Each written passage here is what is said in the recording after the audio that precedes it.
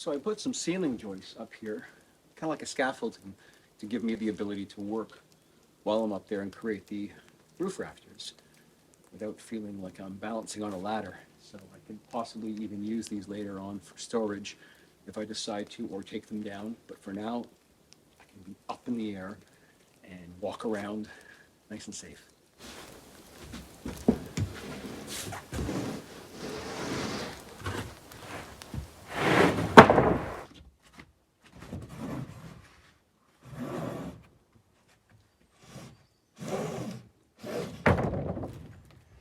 Come along.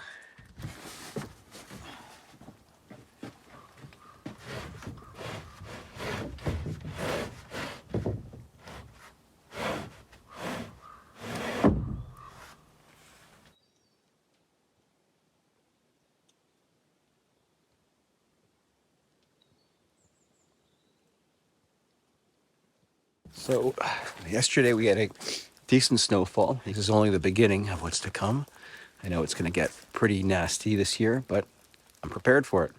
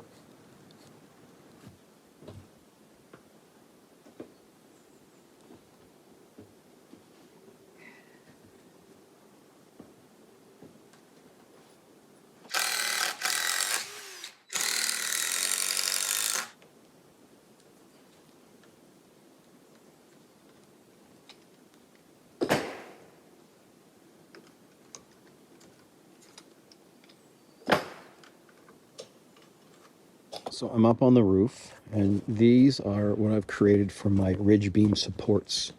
They're the exact height, right up to here is 42 inches from the top plate.